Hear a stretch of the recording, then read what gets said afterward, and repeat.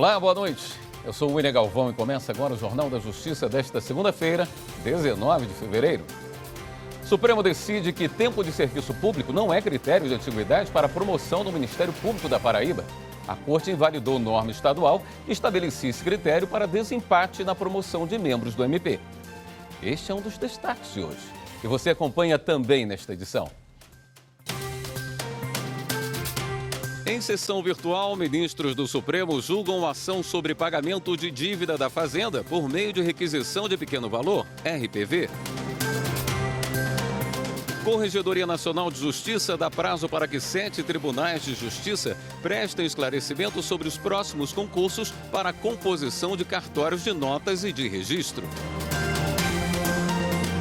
E ainda, Justiça Federal mantém decisão de levar a júri popular os 3 acusados pelas mortes do indigenista Bruno Pereira e do jornalista britânico Dom Phillips.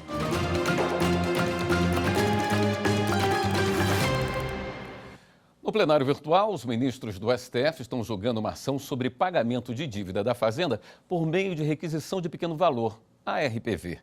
O relator, ministro Luiz Fux, repórter Marta Ferreira, tem as informações. A requisição de pequeno valor é a espécie de pagamento de quantia devida pela Fazenda Pública após uma decisão judicial. No caso específico, o processo questiona trechos de uma lei de 2017 do estado do Rio Grande do Norte. A lei estadual prevê o pagamento por meio de requisição de pequeno valor de quantias de até 20 salários mínimos em ações contra a Fazenda Pública. Só que 2 dispositivos abrem exceções para determinar o pagamento de até 60 salários mínimos para pessoas com mais de 60 anos ou com doença grave, e nos casos em que a dívida tenha natureza alimentar e seja proveniente dos juizados especiais da Fazenda Pública. O governador do Rio Grande do Norte entrou com ação no Supremo alegando que a lei é inconstitucional. Um dos argumentos é de que o legislativo local invadiu competência privativa do chefe do executivo para aprovar aumento de despesas sem previsão orçamentária. O processo foi levado para julgamento no plenário virtual. O relator é o ministro Luiz Fux, que atendeu em parte o pedido feito na ação. Ele entendeu que não há inconstitucionalidade na parte que trata do pagamento para pessoas com mais de 60 anos e com doenças graves, mas julgou que houve ofensa à Constituição na parte que estabelece que serão considerados obrigações de pequeno valor os débitos de natureza alimentícia e os provenientes dos juizados especiais da Fazenda Pública. Para Fux, essa última hipótese criou uma exceção à forma de pagamento de dívidas do Estado, o que seria irregular. O prazo para os demais ministros apresentarem o voto termina no dia 23 de fevereiro. A Associação dos Magistrados Brasileiros questiona no Supremo dispositivos do Marco Legal das Garantias que criaram procedimentos extrajudiciais para a perda da posse e da propriedade de bens móveis e imóveis em caso de não quitação de dívida contratual. O Marco Legal das Garantias de 2023 possibilitou, por exemplo, que a instituição financeira credora promova a retomada de bem móvel em contrato de alienação fiduciária por meio de procedimento realizado em cartório e contrate empresas especializadas na localização de bens. A AMB alega, entre outros pontos, que a lei estabelece regras para a perda da posse da propriedade sem prévia atuação do Poder Judiciário e que esse modelo desrespeitaria direitos e garantias constitucionais, como a propriedade, o devido processo legal e o princípio da reserva de jurisdição. A ação direta de inconstitucionalidade foi distribuída ao ministro Dias Toffoli. A Corregedoria Nacional de Justiça deu prazo de 15 dias para que 7 tribunais de justiça prestem esclarecimentos sobre os próximos concursos públicos para outorga de delegações para cartórios de notas e cartórios de registro. Anderson Arcoverde tem as informações. Pela Constituição, a atividade em cartórios somente pode ser exercida por quem é aprovado em concurso público de provas e títulos. O texto constitucional também estabelece que nenhuma serventia pode ficar vaga por mais de 6 meses. No entanto, a Corregedoria Nacional de Justiça constatou que alguns tribunais não realizam concursos há mais de 10 anos, o que provocou uma grande defasagem no serviço prestado à sociedade. A pior situação é na Bahia, onde 57% dos cartórios estão vagos. Em seguida vem o Rio Grande do Norte, com 41%. O Pará aparece em terceiro, com 38%. Em Pernambuco, há 37% dos cartórios vagos. Espírito Santo e Mato Grosso, 33%. E no Ceará, 20% dos cartórios estão vagos. No ofício encaminhado aos tribunais, o Corregedor Nacional de Justiça, ministro Luiz Felipe Salomão, afirmou que as vacâncias nos cartórios causam a precarização do serviço público prestado à sociedade e determinou que cada tribunal estabeleça urgentemente um cronograma para a realização do concurso. Caso contrário, serão adotadas medidas administrativas para a responsabilização. 7 empresas e 6 pessoas são condenadas por improbidade administrativa após acidente no canteiro de obras do metrô de São Paulo. Assunto para o próximo bloco. Até já.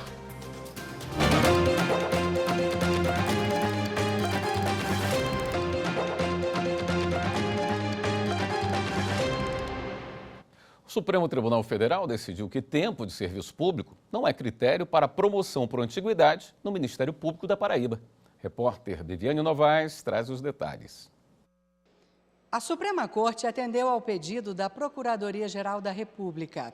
A PGR tinha questionado aqui no STF várias leis orgânicas de ministérios públicos e defensorias públicas que fixam critérios de desempate para a promoção por antiguidade, como número de filhos, idade, estado civil e ordem de classificação no concurso. Mas o STF decidiu invalidar uma regra de desempate que está numa lei complementar de 2010 da Paraíba, a de maior tempo de serviço para a promoção de membros do Ministério Público do Estado. De acordo com o ministro relator Cristiano Zanin, o critério, na verdade, deve levar em conta a conduta, a dedicação, a presteza e a segurança em manifestações nos processos. O ministro também afirmou que a Lei Orgânica Nacional do Ministério Público disciplinou a matéria em nível federal e, por isso, a legislação do Estado não pode contrariar a reserva de lei estabelecida na Constituição Federal. A Justiça de São Paulo condenou 7 empresas e 6 pessoas por um acidente em obra no metrô da capital paulista que matou 7 pessoas em 2007. O repórter Pablo Lemos tem as informações para a gente. A Justiça de São Paulo condenou os réus por improbidade administrativa. São funcionários do metrô, de outras empresas que projetaram a obra e do consórcio Via Amarela, responsável pela construção de vias e estações do metrô na época do acidente. O grupo era formado pelas empresas Odebrecht, OAS, Queiroz Galvão, Camargo Correia e Andrade Gutierrez. Todos os condenados pelo acidente devem pagar quase 240 milhões de indenização por danos morais, patrimoniais e coletivos. Parte desse valor vai para o metrô de São Paulo. Entre as sanções impostas estão a perda de cargos e a proibição das empresas de fazerem novos contratos com o poder público pelo prazo de 5 anos. Na decisão, o TJ de São Paulo apontou indícios de irregularidades na condução da obra. Para a Justiça, as perfurações foram executadas no local já fragilizado e os suportes de sustentação previstos não foram colocados de imediato. Tal procedimento revelou-se, além de perigoso, negligente e claramente expôs o local ao risco iminente de colapso. Já em relação ao consórcio, o TJ pontuou que ele era composto por experts da mais notória competência para a condução da obra. Entretanto, diante dos indicadores existentes acerca da instabilidade do maciço, deixaram de adotar qualquer análise imediata e mais profunda daquele fenômeno. O acidente, em 12 de janeiro de 2007, foi no canteiro de obras de uma das linhas da Estação Pinheiros. 7 pessoas foram soterradas por uma cratera de mais de 2.000 metros. Entre as vítimas estavam funcionários e pedestres. Na época, 55 imóveis chegaram a ser interditados. A Justiça Federal no Amazonas negou a tese de legítima defesa e manteve a decisão de levar Amarildo Oliveira e outros 2 réus a júri popular pelos assassinatos do indigenista Bruno Pereira e do jornalista inglês Dom Phillips. A decisão pela realização do júri popular é da comarca de Tabatinga. A tese negada pelo juiz federal Cláudio Gabriel de Paula pedia a nulidade do processo desde o recebimento da denúncia por cerceamento de defesa, além da anulação da decisão de pronúncia pelo uso da confissão dada pelos réus na delegacia. O trio responde por duplo homicídio qualificado e ocultação de cadáver. Os réus estão em presídios federais, no Paraná e em Mato Grosso. A Justiça ainda não marcou a data do julgamento. Em Roraima, o Ministério Público Federal encaminhou uma recomendação para que o governo estadual e a Secretaria de Educação contratem com urgência profissionais de copa e cozinha para o preparo da alimentação nas escolas indígenas da rede pública. As informações com Márcio Fontinelli. O contrato com as merendeiras das escolas indígenas públicas em Roraima terminou em janeiro deste ano. Além disso, o contrato com motoristas e monitores de transporte escolar também está perto do fim, o que significa que mais de 19 mil alunos de 246 unidades de ensino podem ficar sem aula. Os profissionais são selecionados entre os integrantes das próprias comunidades indígenas e contratados em processos seletivos simplificados. Na recomendação, o MPF pede que o governo de Roraima e a Secretaria de Educação Estadual apresentem cronograma de contratação, indicando o prazo para o restabelecimento dos serviços.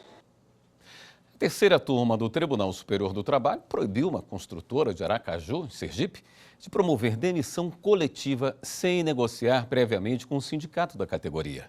Foi aplicada ao caso tese de repercussão geral do Supremo Tribunal Federal, que julgou imprescindível a participação sindical para a dispensa em massa. Quem tem os detalhes dessa decisão é o repórter Rafael Oliveira. Em junho de 2017, a construtora dispensou mais de 100 trabalhadores. A demissão em massa, de acordo com o processo, ocorreu sem negociação prévia da empresa com o Sindicato dos Trabalhadores, o que levou o Ministério Público do Trabalho a ajuizar ação civil pública para impedir as dispensas e prevenir futuras condutas semelhantes. Em defesa, a empregadora alegou que as demissões são legalmente permitidas e poderiam ser questionadas individualmente na justiça pelos trabalhadores envolvidos. Os argumentos não convenceram o juízo de primeiro grau, que aceitou os pedidos do MPT. Mas o Tribunal Regional do Trabalho da 20ª Região em Sergipe afastou as obrigações que foram impostas à construtora com base nas alterações promovidas na CLT pela reforma trabalhista. Na decisão, o TRT explicou que desde a entrada em vigor da nova legislação, as dispensas imotivadas individuais e coletivas são lícitas, mesmo sem prévia autorização ou previsão em acordo ou convenção coletiva de trabalho. Diante da decisão, o MPT levou a discussão ao Tribunal Superior do Trabalho. O relator do caso na terceira turma, ministro Alberto Balazeiro, destacou que, conforme tese fixada pelo Supremo Tribunal Federal, a participação do sindicato é imprescindível em casos de demissão em massa de empregados. Para o relator, apesar de a dispensa coletiva não estar condicionada à autorização prévia, a existência de um diálogo antecipado, leal e efetivo entre o empregador e a categoria é requisito determinante para a validade da medida. Por unanimidade, a terceira turma vedou a dispensa e impôs multa diária de R$10 mil por trabalhador a cada constatação de descumprimento. Ainda cabe recurso. O sistema de filiação partidária da Justiça Eleitoral está no ar com nova camada de segurança. As informações com o repórter Fábio Ruas.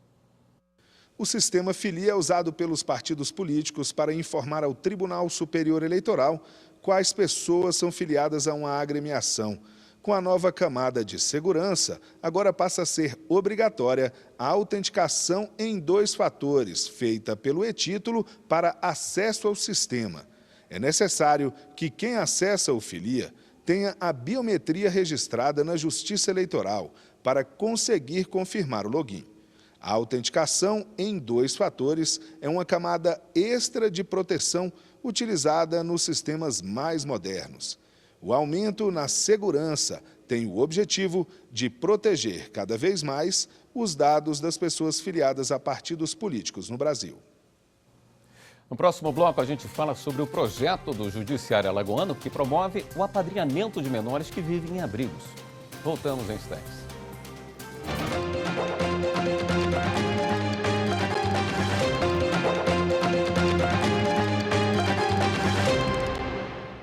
O apadrinhamento de crianças e adolescentes está mudando a vida de meninos e meninas que vivem em casas de acolhimento em Alagoas.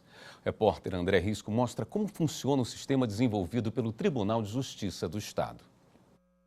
O Cristiano e o esposo decidiram, há cerca de 2 anos, apadrinhar alguma criança. Foi então que eles resolveram visitar a Casa Lar. Aqui eles conheceram o Gabriel, que na época tinha 11 anos. A conexão foi imediata.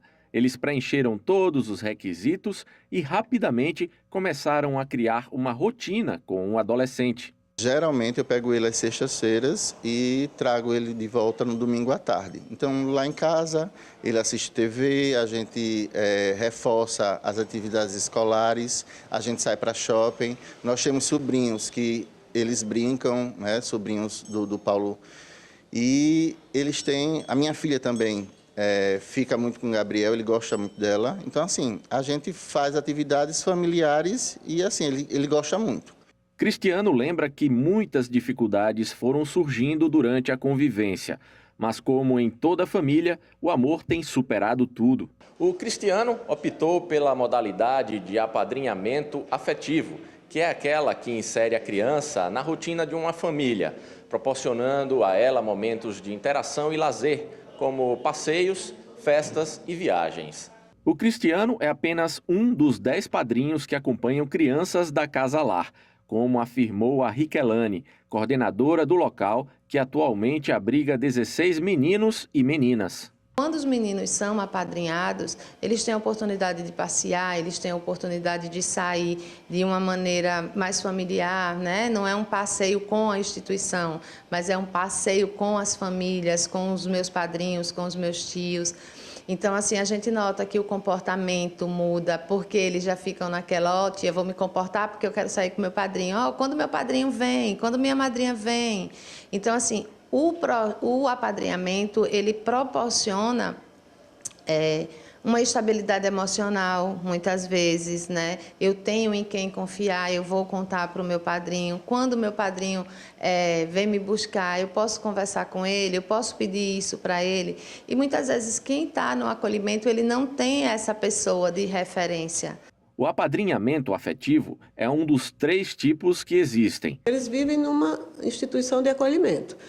E na entidade de acolhimento eles são bem cuidados, né? Eles têm todas as necessidades, né, atendidas, né, de alimentação, de escola, mas eles não têm uma convivência familiar. Né? E isso é muito importante para o desenvolvimento da criança. Esse é o apadrinhamento afetivo. Podemos ter também o apadrinhamento social, que é aquele que você presta um serviço, não há esse vínculo de afetividade, mas também pode acontecer. E o terceiro apadrinhamento é aquele apadrinhamento só financeiro. A magistrada afirmou que é muito simples se tornar padrinho ou madrinha. Nós temos no site do tribunal, né, uma possibilidade de você já preencher um requerimento, né, e remeter para cá para a gente fazer essa análise. Podem também vir aqui, né, essa pessoa vai ser avaliada também pela nossa equipe, né, muito profissional. Ela terá que apresentar alguns documentos, né, claro, e ser feita uma avaliação. Apresentar algumas certidões, né, negativas da área, né, criminal, algumas certidões idoneidade, uma coisa que dê uma segurança para nós aqui de que essa criança e esse adolescente não correrá risco, claro, com essa pessoa. O litoral gaúcho recebe milhares de pessoas no verão e isso mexe também com o judiciário. Para reforçar o atendimento nesse período, a Corregedoria Geral promove todos os anos o projeto Justiça no Veraneio, que leva servidores e magistrados às comarcas de Tramandaí, Capão da Canoa e Torres. Reportagem de Matheus Beck.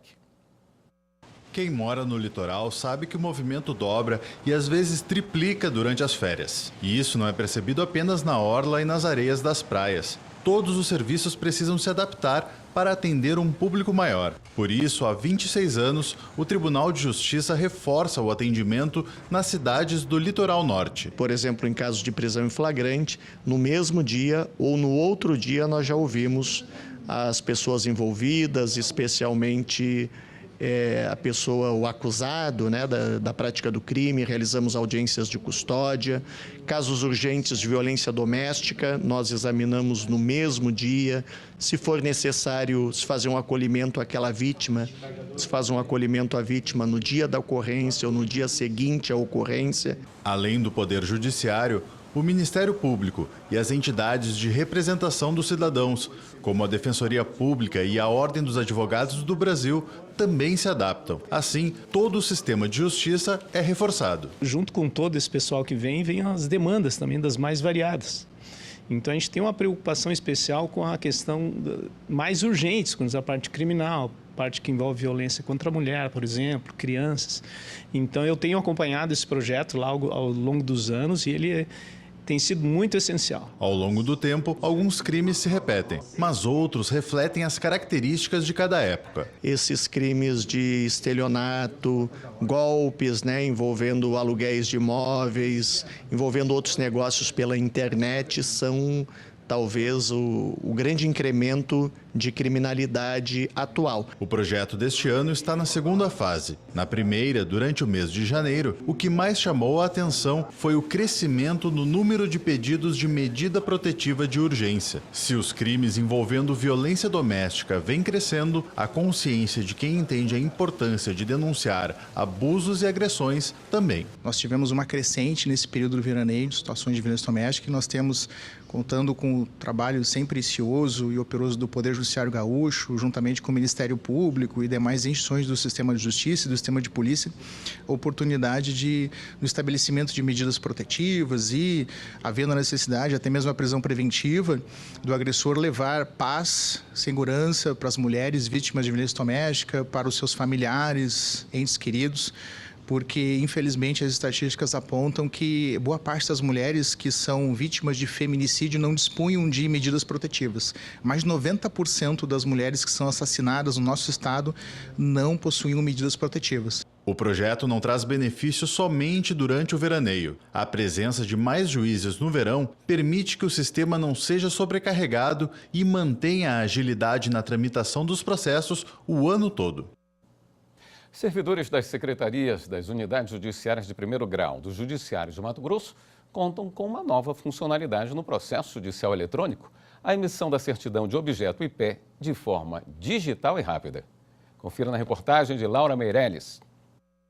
Agora, os advogados e servidores das unidades judiciárias de primeiro e segundo graus do Poder Judiciário de Mato Grosso poderão solicitar e acessar a certidão de objeto IP em poucos cliques. Nós criamos uma tarefa específica, que é analisar pagamento de custas para a certidão de objeto em pé.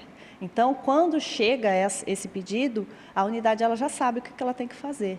Nós estamos resolvendo tudo no digital, que torna mais fácil e rápido. Além do que, anteriormente, precisava se deslocar até o fórum, até uma secretaria para fazer o pedido. E às vezes demorava 5, 10 dias. Hoje não, da forma digital você mesmo já gera a guia para pagamento e rapidamente você já consegue a certidão. A certidão de objeto IP é um documento que detalha a ação em curso e mostra em qual momento processual ela se encontra. Geralmente é solicitada em concursos públicos, financiamento e entrevista de emprego às pessoas que possuem algum tipo de processo em andamento na Justiça Estadual. Fica uma segurança não só para o advogado, para o serventuário e também para a parte, mas também para quem está solicitando. No caso, por exemplo, imagina para um concurso público que solicita essa certidão. E ela é gerada de uma forma rápida e com o selo do tribunal, então possui mais credibilidade. Esta edição do Jornal da Justiça fica por aqui. Um bom início de semana para você. Até amanhã.